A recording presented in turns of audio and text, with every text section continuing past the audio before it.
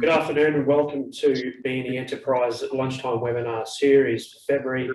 Communication Leaders Managing Queenslanders through Major Infrastructure Projects. Firstly, I'd like to acknowledge the traditional custodians of the land on which we meet. We pay our respects to the Turrbal and the Jagera people and their elders past, present and future. I'd like to thank Cross River Rail Delivery Authority, Teneale, for being kind enough to offer their experience centre as a venue for our webinar today. It's a beautiful experience centre. For anyone who hasn't already visited the centre here on Elizabeth Street in Brisbane City, it's highly immersive and interactive space for people of all ages and gives us fantastic insights into the history of our city, as well as the job that's ahead of Cross River Rail in creating what is truly Queensland's premier infrastructure transport project. My name is Doug Pye. I'm Director of Atlas Alliance, and I work with BNE Enterprise in helping to promote the interests of airport businesses on the airport catchment, as well as all Queensland businesses who seek to do business with businesses within the airport catchment. In this webinar, I've got four of Queensland's leading communication and engagement experts, providing attendees with insights and perspectives on what it takes to bring communities impacted by major infrastructure projects on the development journey from concept and planning to construction and completion. Whether it be a regional hospital in Bundaberg, a multi-billion-dollar rail and community revitalisation project in Cross River Rail, a major city change and entertainment precinct in Queen's Wharf or Brisbane's new Runway, our guest speakers have been at the coalface engaging with millions of Queenslanders to communicate the incredible cultural and economic benefits of projects that will transform our growing state. Today, from left to right, we have Teneale Gracie, Director of Stakeholder Management, Land and Issues Management with the Cross River Rail Delivery Authority. Thank you, Teneale. Helen Hutchings, the National Deputy President of the Public Relations Institute of Australia. That's long. And Group Executive Director of Phillips Group, Helen Hutchings. Thank you for coming this morning. Jessica Shannon, Community Relations Manager for Brisbane Airport Corporation and a key member of the team for Brisbane's new Runway, as well as Graham Witherspoon, Stakeholder and Communications Manager of Destination Brisbane Consortium, which is, of course, is managing the Queen's Wharf development project. Afternoon and welcome to you all, and thanks for taking the time to share your insights with us today. Before we get started, I'll just take our guests through some housekeeping. Today is a 1 hour session. I'll be asking each of our guests a series of questions specific to their projects. And at the end, we'll have a group Q&A. We're inviting our webinar attendees this afternoon to ask questions throughout the duration of the session using the Q&A Zoom feature. I'll then endeavour at the end to ask our guests your question during the group Q&A session. We'll start with Teneale Gracie from Cross River Rail. Good afternoon to you, Teneale. Thanks, Doug. It's great to be here and welcome to our Experience Centre. We're very, very glad to be here, Teneale. Thanks so much. So what's the status of Cross River Rail? Where are we at with the project? Yeah, look, Doug, Cross River Rail is a really exciting project. We are about 18 months into construction now. Last year, we did sort of focus on those early works, site establishment, demolition of some of those really big sort of buildings across the city. So the ugliest building in Brisbane, the Transit Centre, that was demolished last year. And we started excavation of our station cabins. This year, though, for us, it is an even bigger year. It is a year of tunnelling. So we've got our 2 tunnel boring machines. They're ready, waiting at Wollongabba Station, and we'll start tunnelling under the city. Just so our attendees might, that's not tunnelling that's going on outside the building. Yeah. That's just a little bit of roadworks if you're picking that up on the microphone. It's actually piling from our one of our new station sites in Albert Street. So fantastic. We're at the forefront of all those community impacts right here. Right. Of course, tunnelling machines, that's what they're essentially looking like? Yeah, right. they're tunnel boring machines, that's correct. Yeah. Fantastic. So look, some of our guests may not be aware that sort of Cross River Rail, it's not just a rail transport project. There's a lot more going on in terms of the development of Brisbane CBD and surrounding suburbs. Can you give us a bit of a sort of rundown of what that looks like? Yeah, so it's not just the underground rail that we're building. We're also upgrading 6 new stations on the south side of Brisbane, so between Fairfield to Salisbury. An exhibition station, it'll be operational 365 days a year. So we're upgrading that as well. We're also working really closely with Queensland Rail and Transport and Main Roads to deliver 3 new stations on the Gold Coast line as well. So it's a big project. Right. And then there's obviously the future redevelopment of some of those key areas across the city. Yeah. Now, obviously, you know, the purpose of today's webinar is to talk about communications best practice and engagement best practice. I guess if you just want to give our attendees a little bit of an understanding of the depth of your engagement with stakeholders within Brisbane, sort of the magnitude of the individual engagements that the crossover rail team has had to employ over the last couple of years, last 2-3 years. Yeah, look, it has been on a scale that I have never experienced before, and I've been in certainly in the industry for over 17 years. It really is exciting, and we're doing a lot of work with our contractors. Last year, for example, we had over 500,000 engagements with our key stakeholders. So, you know, and that was even during a time of, as everybody knows and has experienced COVID. So we're also really working closely. You know, our approach has always been, you know, a targeted and tailored approach to our stakeholders. So it's so diverse, you know, and a particular example, you know, which we're really proud of is we have a particular community in next to one of our station upgrades.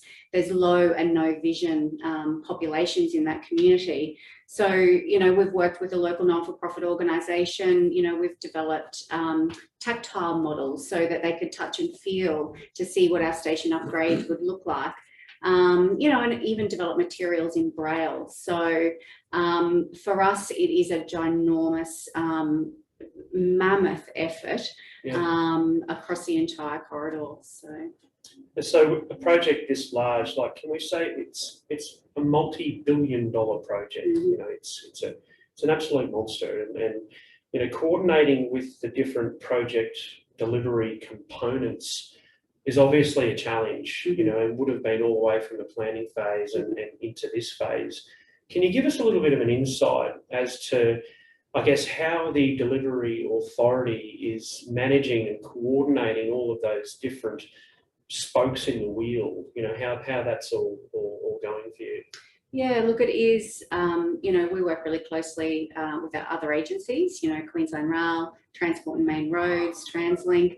You know, there's a lot of integration between the existing sort of projects that are under construction in the city as well. You know, we work really closely with Graham and Queen's Wharf, Brisbane City Council as well. So on our project, we have 3 major contractors delivering different components of our job. So the integration is next level. It really is. So, you know, we work really closely with them. It's about relationships.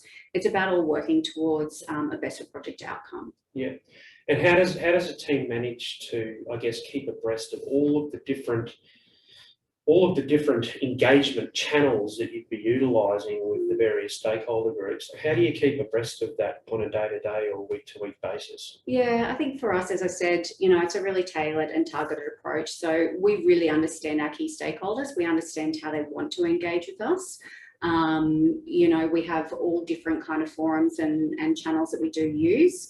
You know, we still do the grassroots, you know, letterbox drops, door knocks, community meetings, you know, we're at the PNC meetings. But then we also do have, you know, our social media channels. You know, last year I got some stats off the guys before I came in here, and there was over 13.5 million reach on our social media channels. You know, our website as well is another avenue where people go and get information and keep informed and updated about the project. So there was over 280,000 views of our website last year. And the Experience Centre here. So, you know, there was about 11,000 people that have come through the centre since it's open. So we are trying to cater to all different ways to engage with everybody, recognising people need different things and want to engage with us in different ways. Yeah. 13.5 million social media engagements is a massive level of engagement, and predominantly the audiences would have been from Queensland, or did you see social engagement coming from international audiences or throughout other parts of the country? It's got great reach, you know, our social media channels as well. So lots of interest from all around. And I think that's what's really important. You know, we do the real targeted, you know, we've got over 12,000 directly impacted people that we work with that they're next to our construction sites. And then there's that broader reach that we get from those social media channels to make sure, you know, South East Queensland is informed about what's going on. So rail's a complex business, and in the case of Cross River Rail, there are many community, business, health and education stakeholders impacted by the project. Are there any standout engagement exercises that you and your team have put into place which have really achieved above benchmark cut through and acceptance throughout those stakeholder groups? Yeah, and look, I touched on one earlier in the conversation in terms of our engagement with that local non-for-profit organisation. We do a lot of work with the accessibility sector. It's a big piece of what we do to make sure that, you know, particularly those south stations on the south side are accessible for everybody. You know, we meet regularly. We have, say, community advisory groups. We have a dedicated accessibility reference group. You know, we pride ourselves on getting that early engagement early in the design process. So we've actually been able to make minor modifications and changes to station designs to accommodate some of this feedback from those key groups. And it's not just your accessibility sort of groups, it's your bicycle user groups, you know, it's your residents next door to these stations. So, you know, we do that early engagement, and you know, we have been quite fortunate on this project to be able to make small changes to design. Because I mean, accessibility is obviously one of those things that's been such a challenge for public transport projects over the last 15 years. You'd see a significant level of acceptance and uptake from those groups whose focus is making sure that accessibility for people is premium. Absolutely. And for us, it's not just about meeting a specification, you know, it's about functionality really. And taking those groups on the journey has been so beneficial for us as an organisation, and for those groups as well. But it isn't just in the design process that we get that feedback. As you can imagine, there's a lot of changes during construction in the city as well. I mean, we've closed Albert Street out there so we can build 2 new station entrances. And, you know, we work with them during construction, even to the point of going, you know, is this tactile placement on the ground? Does that work? So, you know, we really are creating, I believe, the next benchmark for engagement. And, you know, the contractors are very receptive and flexible throughout that process. That's another important piece of the puzzle, is that internal engagement that all project stakeholders internally are also keeping abreast of the changes that have been made. Yeah, agree. And we're extremely fortunate. We have a really great stakeholder engagement team that our contractors do have.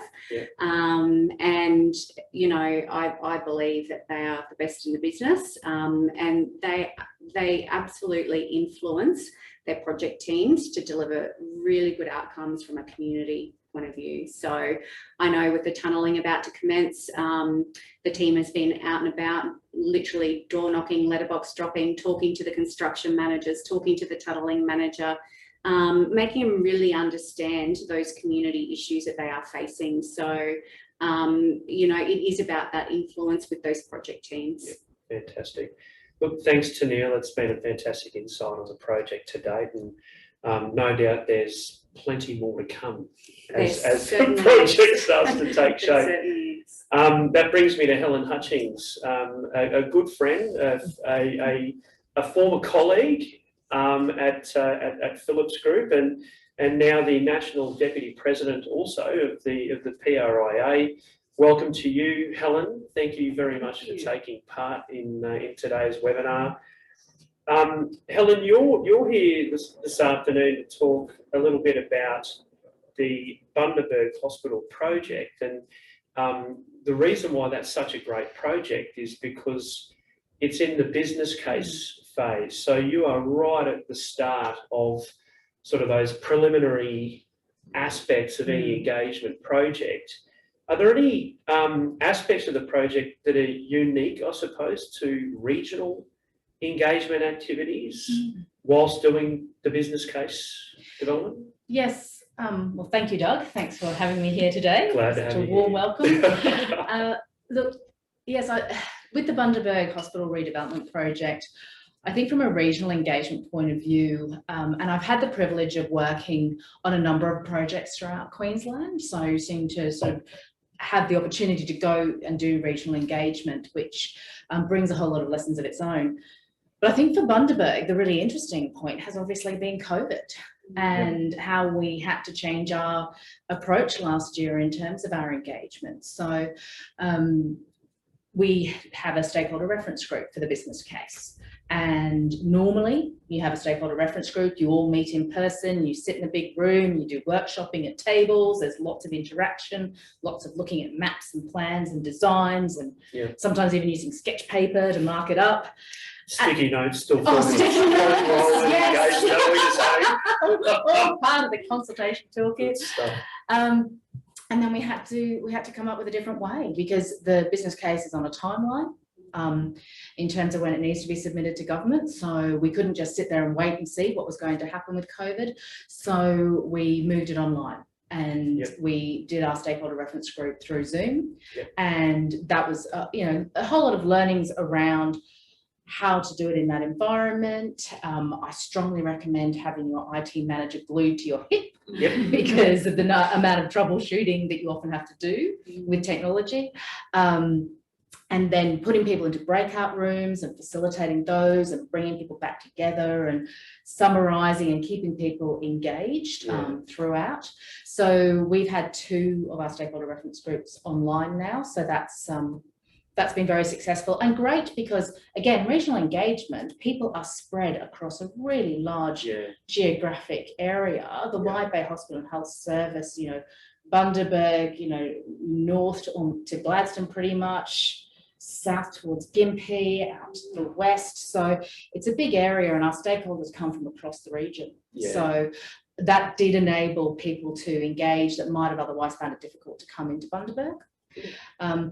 So that was a big learning. We also, from a community engagement point of view, had the opportunity to kind of wait and see with COVID because of our timeline.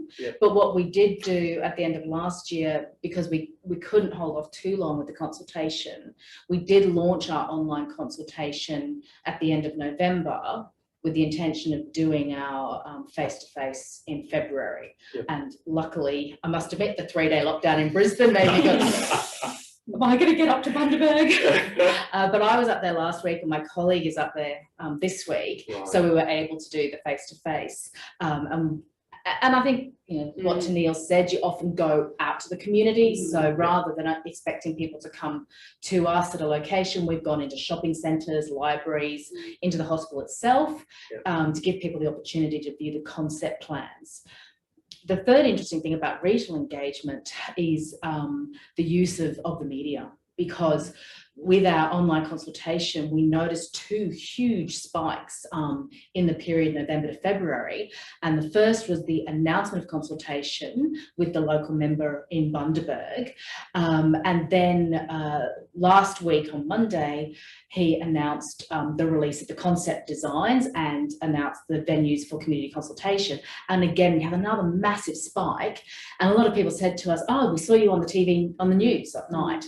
So I think, there's a lot of regional areas that have 7 and 9 in them from a TV point of view. And, that really makes a huge difference to reach the audience. So that, I guess those traditional forms of getting the message across, particularly in regional areas, are still really high impact. And I think it was what Teneale was saying, you have to have a whole suite of tools in your toolkit. So we've had our stakeholder reference group. I've been doing interviews with stakeholders, some of them in person, some of them online. We've had the online consultation, we've gone out into the community, and this is just sort of at the business case phase. So once the project receives funding, then that'll just, I think, expand from there. And obviously the people with the Bundaberg region, they've been largely supportive of a project like a hospital because it only improves the health and well-being of the communities in that region. Have they been making, you know, suggestions through the consultation as to, you know, different specialisations or aspects of the hospital project that they'd like to see implemented? Or yes, yeah. and I can tell you I probably know more than I should about some people's health. Yeah. Okay.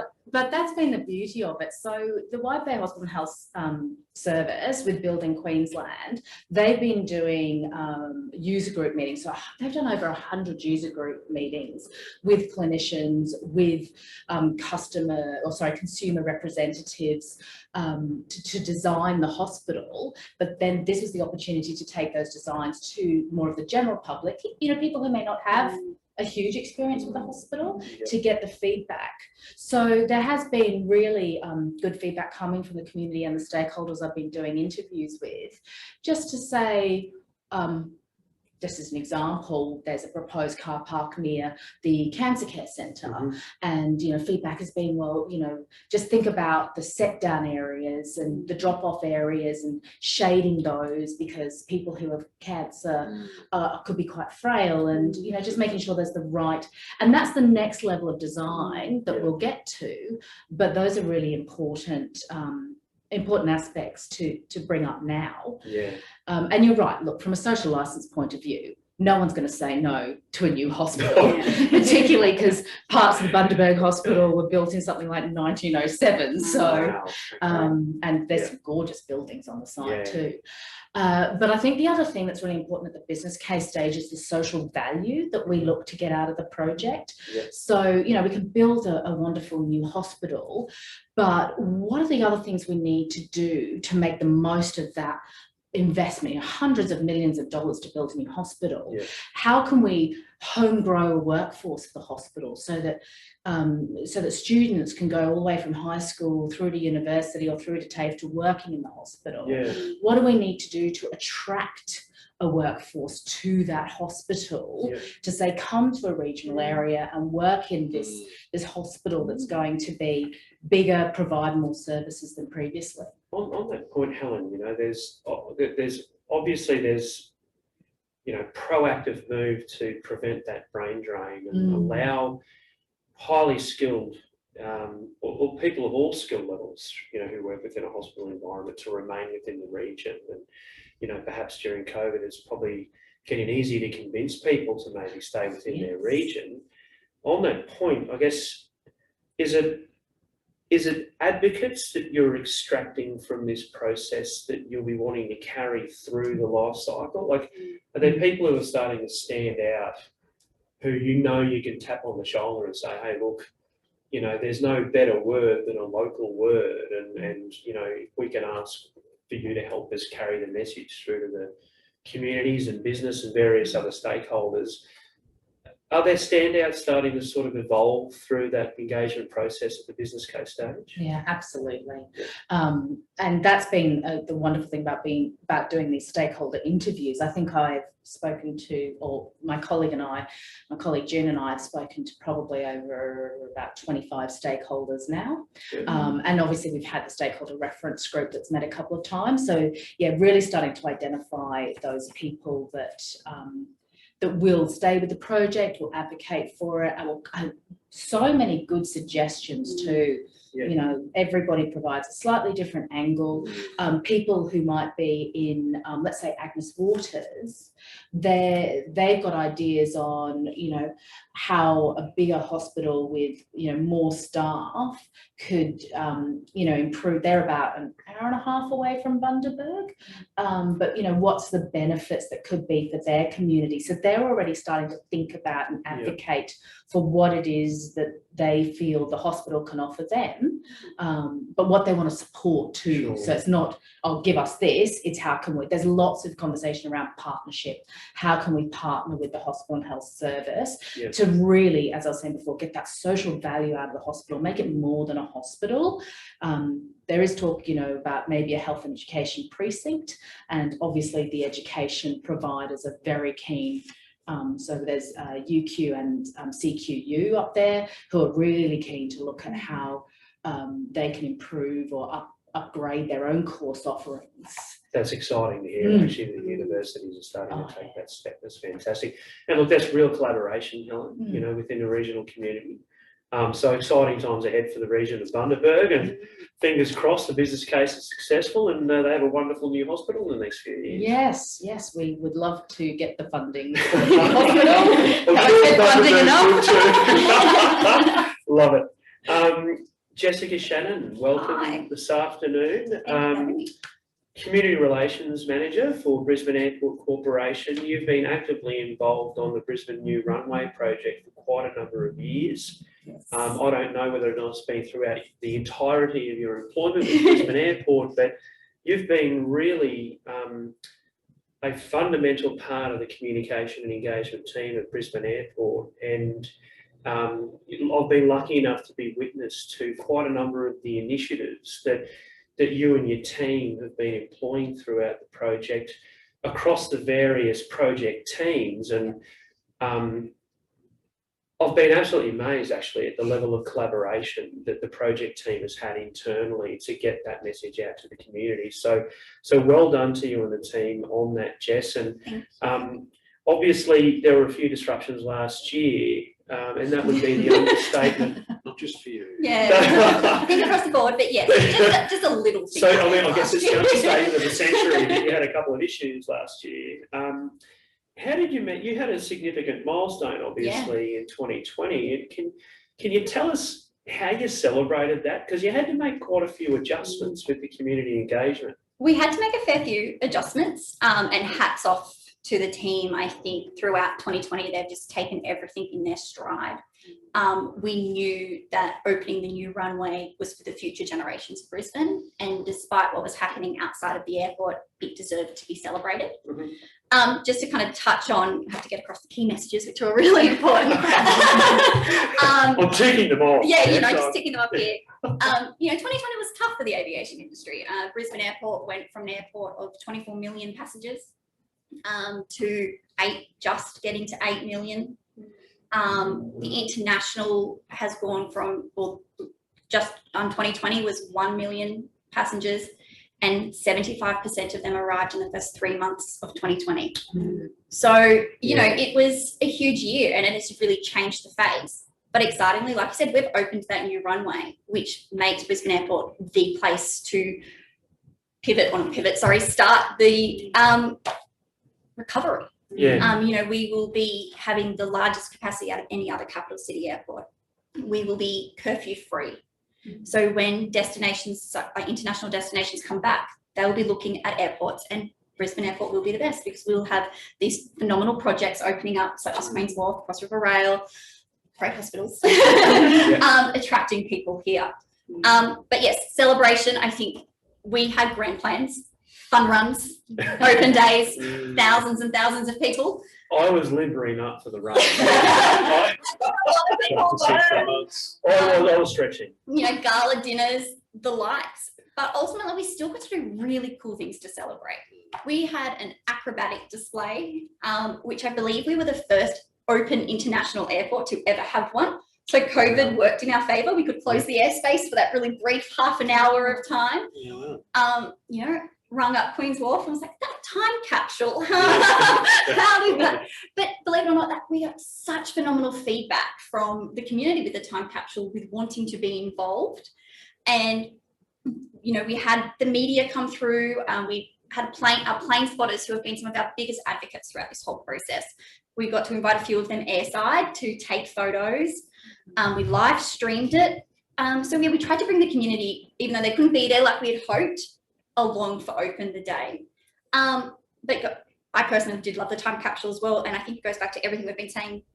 Don't underestimate the power of some of those really traditional grassroots exercises when it comes to community engagement, whether it's celebrating an opening or door knocking. They still really have their place. Now, you know, a project like a new runway doesn't happen overnight. No. There's a few years that go into the planning of this, and interestingly, there are people who were involved in the opening of the new runway, who were also involved at the very early planning stages of the new runway project. Can you give us an idea of, you know, the breadth of time and space between start and completion that airports had to deal with? So I think some great foresight and planning. The airport is located where it is today because there was always meant to be a second runway. It was on the original master plan in the 1970s. So it has been in planning for over 50 years. But we did go through the EIS approval process through 2005 to 2007. So that was 15 years before we actually opened. And our project director, Paul Coughlin, has been there for the entire journey, which has been really helpful and consistent, and same with some of our airspace managers. Yeah. So the people who were designing the flight paths have been there from planning through to opening, the people leading the construction there to opening. And also from a communications point of view, with all being able to working together. Yeah. And I think one of our greatest challenges for all of us is translating that information, that really technical information, into a way that the community can receive it. But also across our whole business, there's been such buy-in from our organisation to the community and getting out there. So our mobile information centre was staffed by BAC employees. Yep. They were so passionate about it. The project director was always the first person to put his hand up, saying with our executive team, they wanted to be there because they knew how important this project was. They believed in it, but they wanted to be the ones telling the community about it.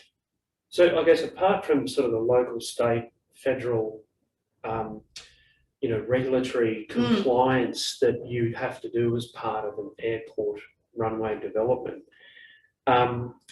you had to keep quite a number of other various business and community stakeholder groups. And we're talking about a pretty big catchment here, given that it is an airport.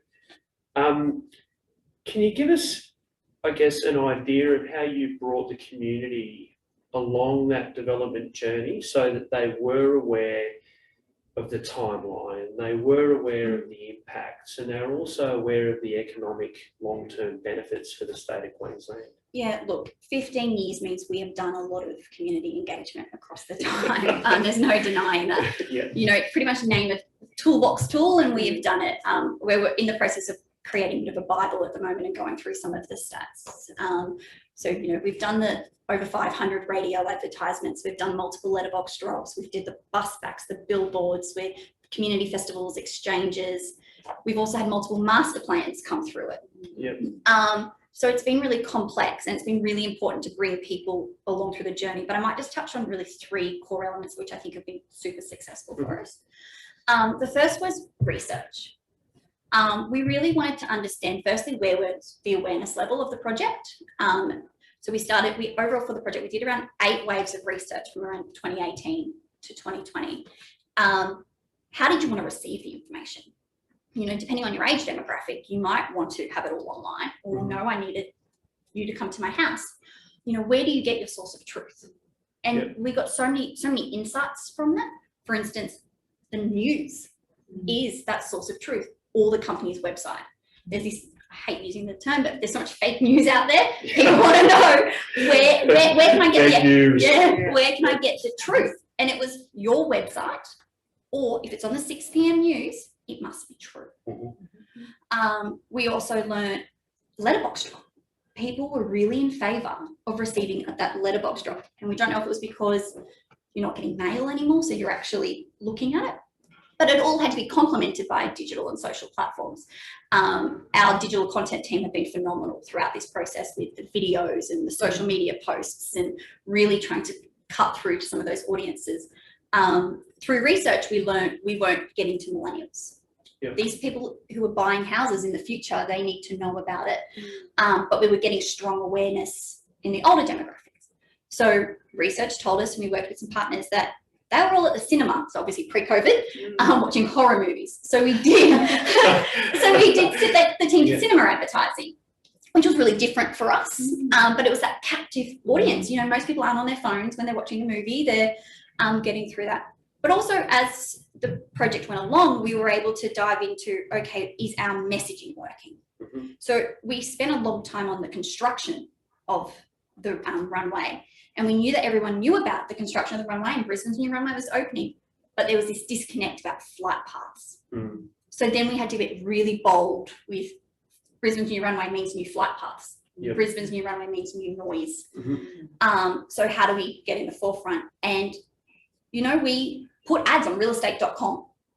So if you were looking in those suburbs, there was an ad about Brisbane's new runway and flight paths. Yeah. Because that was really, really important to us, because the flight path and the noise, the consequence of people not understanding those that burden could mean limitations to our operations. So that was a really important message. The other thing I want to touch on is our mobile information centre. Mm-hmm. We've always had a discovery centre, and we had one at the airport, but in 2018 we kind of revamped it. And Helen and Teneale, we've all touched on this. It's so important to get it out into the community. Yeah. The burden to get the information to the community has to be on us. Mm-hmm. If you're disrupting the community's lives, you have to be the one to tell them. They shouldn't be expected to come to you. Yeah. It allowed us to go to all the different community events, get to the suburbs we wanted to be in. We could have those face-to-face conversations, but we also were able to, if people didn't want to engage with us, they could watch a video, they could have the flight path tool, they could engage in it in their own space. And our big mobile information centre, it had actually 3 forms. We had a smaller shopping centre pop-up, so we could be a little bit more nimble. And we also had the good old-fashioned trestle table and pull-up banner, which still has its place. Yeah. It is so important. Yep. And a few fact sheets. So I think that was really interactive. But at the heart of everything, and it even formed all of our key messages, was our flight path tool. Yeah. You know, you were able to type in your address to find out what your impacts were. You could type in your kids' school, you could type in your work, and it was that individualized, which was really important. And that was some of the feedback we'd got throughout the whole process from our EIS through master plans was, I've got this big map, but I can't find my house. What does it mean for me? And also it was really important that you gave people the 3 dot point summary version, as I like to call it. But some people want the super, super technical. So they need to be able to access that as well. So we had the textbook version in a book or within our knowledge centre, or you could go through data tables, or you could just look at the pretty map and the pretty picture. Yeah. And then our key message was, if you've got any questions about Brisbane's new runway, go to the flight path tool. And our team did phenomenal work on like optimising search words and everything. So if you Googled Brisbane Airport, the flight path tool would come up, or flight paths Brisbane. Yeah. So no matter what happened, and even with the media, they knew that was where to go. And we saw that same thing the second there was a news article story on 6 p.m. news, a huge uptick in our flight path tool usage. Yeah. But really interesting, which we could tell it was working, was we then weren't getting the inquiries. We could track people going to the flight path tool, to the knowledge centre, watching a video, going back to the flight path tool, but they weren't asking us the questions. So we can assume they were getting their information. Yeah. Because time on site was also really high. So they were spending time investing in the information, ingesting it. Such an amazing measurement tool in terms of how you then actually report Yes. the effectiveness of your engagement. Yes. You know, not just to the community, but to all of those regulatory authorities that require some level of analysis, you know, in the information and community sentiment. Jess, thank you very much for giving us some insights on Brisbane's new runway. I have to say this. When you are planning a big media launch day, make sure the Broncos don't win the night before, because you'll be bumped from the front cover of the Courier magazine.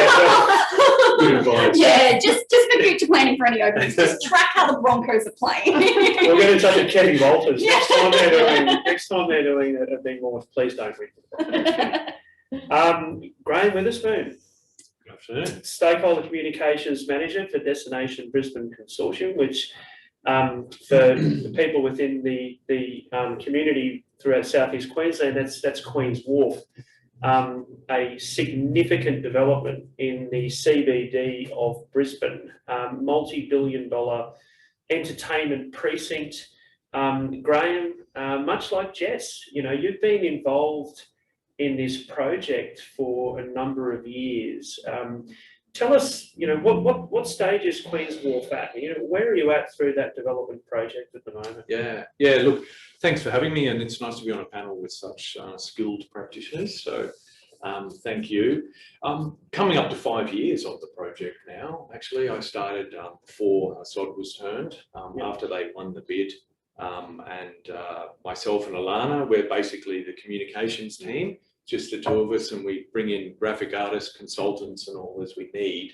But it is a small, tight-knit team, so we have to be very efficient in the way we communicate.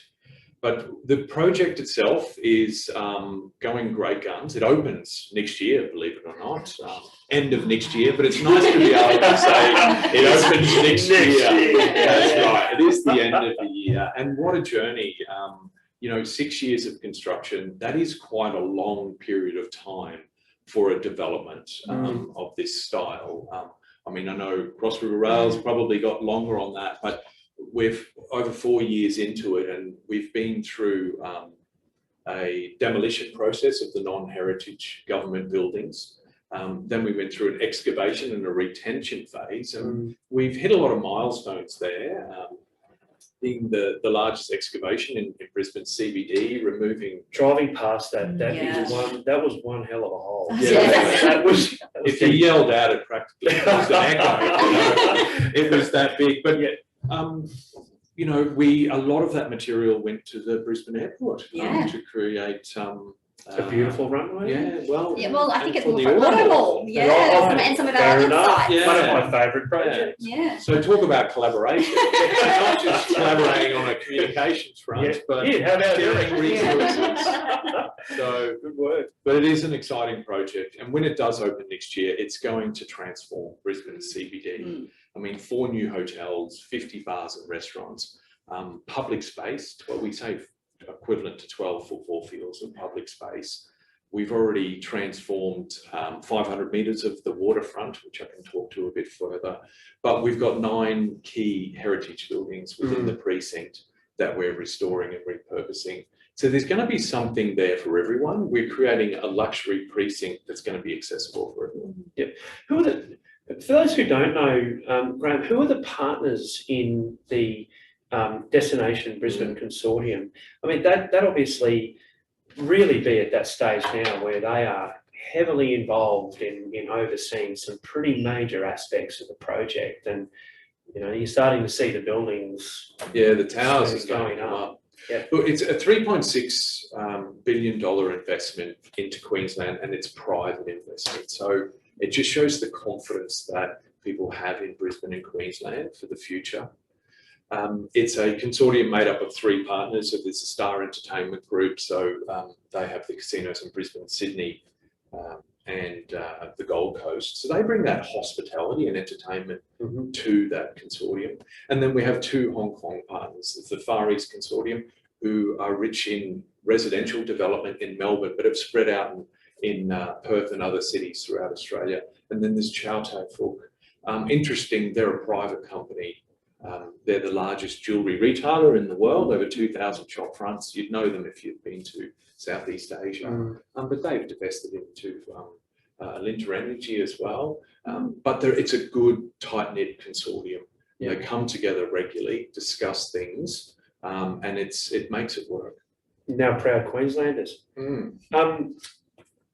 What sort of community benefits are we starting to see emerge? You mentioned the bikeway before, but are we going to see, you know, a number of community benefits starting to filter through, not just, you know, physically, like bikeways obviously being important, but, you know, other aspects of the project which people are going to start seeing as that, tangible aspects. Just touching on the first 500 metres that we've transformed, we've created a river walk, the Mangrove Walk, and Will and Flow's been opened on that. That's one of the Treasury, one of their offerings there. But importantly, what we did while we were building that is we worked with the community and the local Indigenous groups. So that is the Jagera and the Turrbal Indigenous groups. And we worked closely with them around incorporating Indigenous designs and storytelling into the Mangrove Walk. And it was a long process, and it had to be a careful, sensitive process. Because they're the traditional owners of the First Nations people of this area, both groups, but they haven't always seen eye to eye. I mean, that sort of common knowledge. But we work carefully with them to install those stories along there, and we opened it in 2019, but it's become a feature, and it's brought those communities together for that. And it's allowed us to tell those First Nations story. Along the riverfront, we did upgrade the bikeway, but we've also created Waterline Park behind 1 William Street there. And it's become a bit of a community hub. You know, I bumped into some parkour people, and they go down there, they call it Rainbow Park because of the artwork that spills from the underneath the Riverside Expressway down to the soft fall.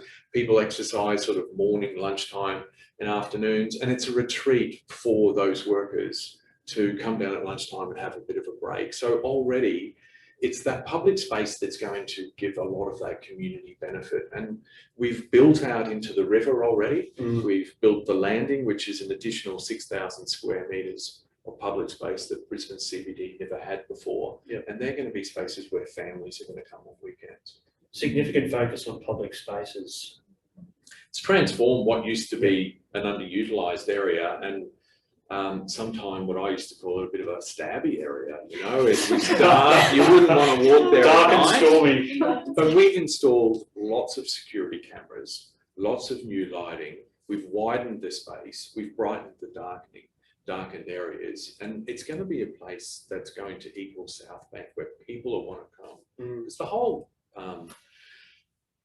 precedent around the premise, around Queen's Wharf was to activate that riverfront and activate the evenings and draw people from the city grid back to the river, and that's exactly what we're going to do. Look, we need to probably move on to the open Q&A with the panel now. With fantastic conversations we've had with each of you and amazing projects. The session now basically focuses on how communications and engagement has changed over the last 5 to 10 years, particularly since the advent of the COVID pandemic, because that's actually been quite a rapid adjustment for communicators.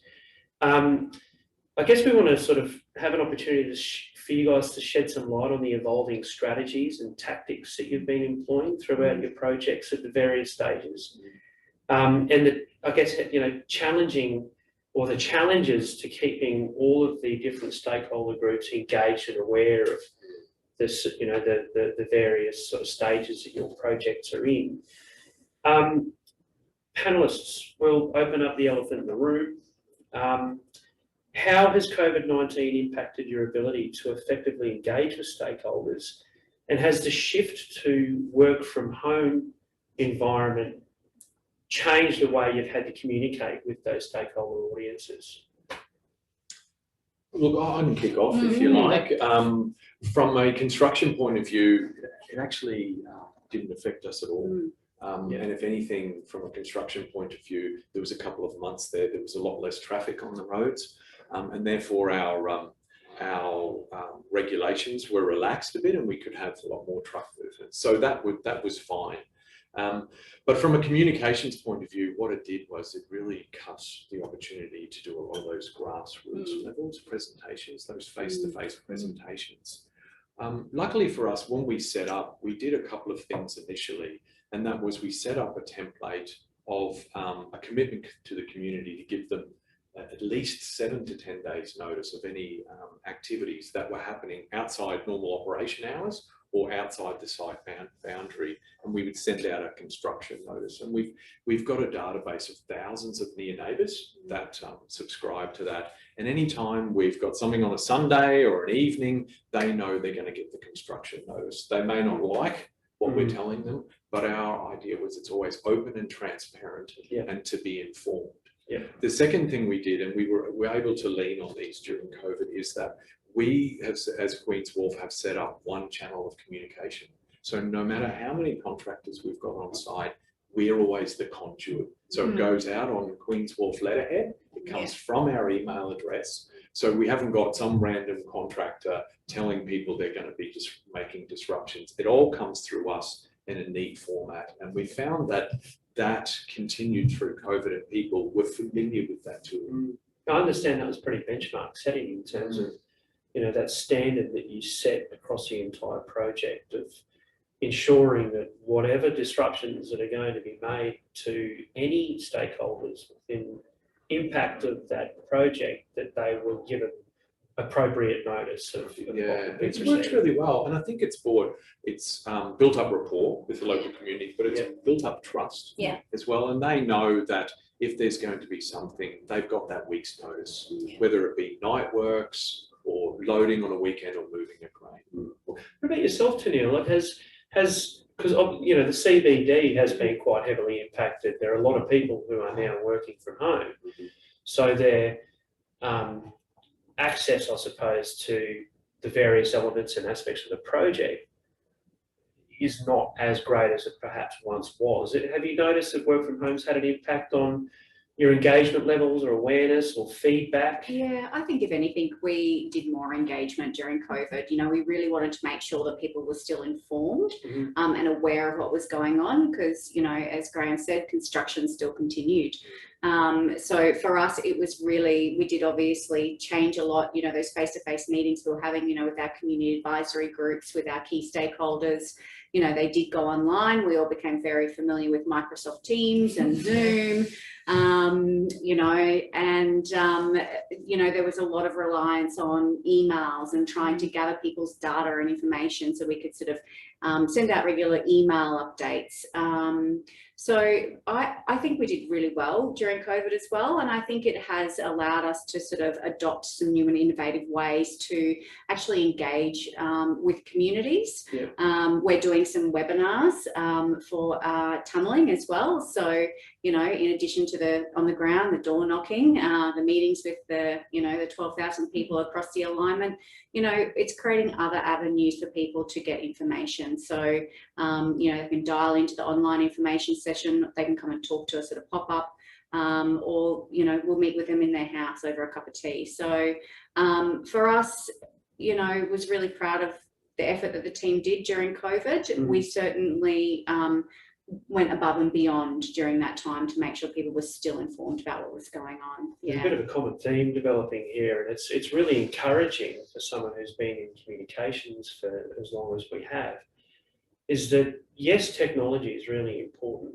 aspect and component of any of your tactics or strategies, but what's really starting to shine through in the conversation is that face-to-face contact is still absolutely critical, irrespective of whether or not it's a regional project or a hospital, or whether it's a runway or a major CBD infrastructure project.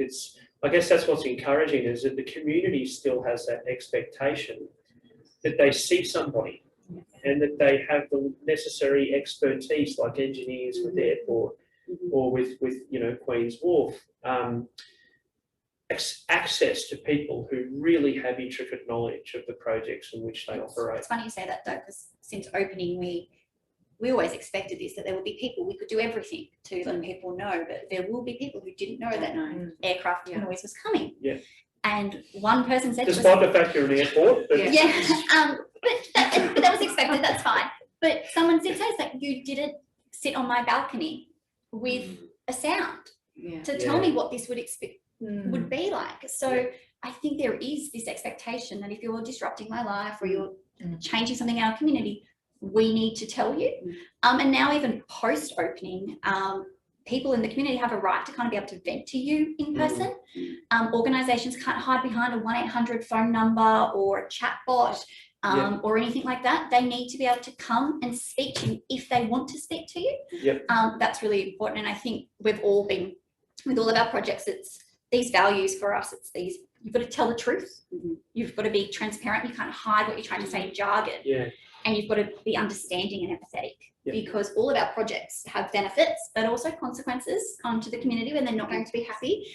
And you have to be able to deliver your communications in a way that where they can understand that. One of the, sorry, just very quickly, one of the phrases that kind of sends a little shiver through me is when I hear clients or organisations talk about a digital first engagement strategy, and that concerns me. I think one of the risks of COVID is that we go, oh, well, this is great. We've got all these new online platforms. We can do everything as digital strategy. We don't need to do the face-to-face. And I think that's a real risk, because as we've heard from everyone here today, the community still wants opportunities for face-to-face engagement. And it's really important as an industry that we embrace what digital brings, but that we don't forget what it is that the people need from us from an engagement point of view. And I want to continue that point, Helen, but just quickly, just to let our attendees who are out there in the ether know, we're probably going to go over by about 5 minutes, 10 minutes, and I hope everyone who's in front of their computer doesn't mind. I feel that that particular aspect of what Helen's saying is really important, and it brings me to some of the research that I believe you've been working with Lisa Tan at Queensland University of Technology on. Really interesting research regarding organisational listening. Now, I guess it sounds pretty simple, doesn't it? It sounds pretty simple, but it's not. You know, I mean, people's understanding of it really differs quite widely. Can you give us a bit of a very quick elevator rundown of organisational listening? Just talk us through how important it is to engagement projects. I'll give you the 30-second pitch. So from an organisational listening point of view, that's the focus this year for the Arthur Page Centre for research. So we're looking at organisational listening from the inclusion and diversity point of view. So that's about obviously making sure that you're getting a range of voices when you're listening, when your organisation is engaging or listening to a community, that you're listening to all voices and that you're including people in the conversation and making a genuine effort to include people who may not usually be the ones who come to you. It's quite easy to engage people who are interested and aware and passionate, but there are, to your point, there are people who need to know about flight paths who you're not always getting to. So we've had some really good conversations with industry, and I know I dobbed you in for it, Doug. It's fascinating research, I would say. But the interesting part, I think, is that we've done a couple of experiments, which I think in total will end up around the 1,000 people mark, which is actually finding out from community members what they think inclusion and diversity looks like. So we pose some scenarios and get them to identify, is this an inclusive approach? Is this a diverse approach? Is this an organisation that's listening? So we'll get that perspective. I mean, and this is so important, obviously, because with each of you, you know, we can't forget Brisbane is probably one of the most diverse cities in the Southern Hemisphere, incredibly diverse. And Australia is a very diverse country. So there are so many barriers that we need to get through as engagement specialists to get that cut through and that impact with our stakeholders, wherever they might be. And it might be regarding accessibility. It might be language barriers. I mean, there are so many different aspects of diversity to ensure that level of inclusion, which is the other I remember when I did aspect. some work for Brisbane City Council, and it was like early in my career, and like, here's the fact sheet, and they're like, now you need to go get it translated in 5 different languages. And I was like, what do you mean? And, and don't use Google.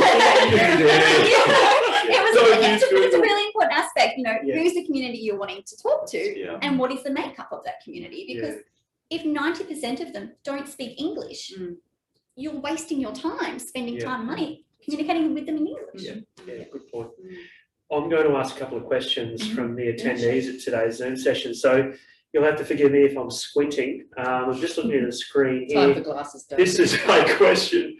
I am getting older. Question for Teneale. With Cross River Rail, is there ever a clash in communication tactics when working with so many agencies? If yes, how is it resolved? Yeah, so no, I'd like to think that we have a real coordinated approach with all our agencies, obviously. So our governance structure is quite robust, as you would imagine, on Cross River Rail, and it brings in and includes all those other agencies. So, you know, one of the girls in my team, she's incredible. She chairs actually a working group that coordinates communications across the other agencies as well. And we look at whole disruptions, you know, from a whole of kind of city point of view. So no, we have a really great, I think, coordinated approach. But I mean, we're also just sort of getting into the thick of our impacts too. So, and you would have seen, you know, with COVID, more people are on the roads, you know, there's other projects that will come up while we're under construction that we'll need to carefully manage as well. So that's the next question, funnily enough, that's coming through from one of our attendees, is how you're managing, I guess, some of the negative feedback, you know, that's coming through from the community regarding disruptions during the construction phase. Yeah, and look, you do get complaints, you know. We have about a 2% complaint rate. And interestingly enough, though, sort of during COVID, when people were at home, particularly in those areas within Albert Street and Roma Street, where there is a high population of people that actually live there, it's not just business people. So, you know, we again take a proactive approach to managing those complaints and inquiries that come in. We don't for one second underestimate that we do cause impacts to people, you know, from a disruptions, construction. We're working 24/7. So that does come with issues. But again, it comes back to making sure the community is informed. They know what's going on. They get that advance notification that Graham's talking about, you know, and that there is someone on the end of that phone, that 1-800 number, when they are complaining at 2 o'clock in the morning about our night works, that someone can talk to them and explain to them what is going on, and relay that information to the project team. But all our work is carefully planned. You know, we've got really strict coordinated general conditions that we need to comply with.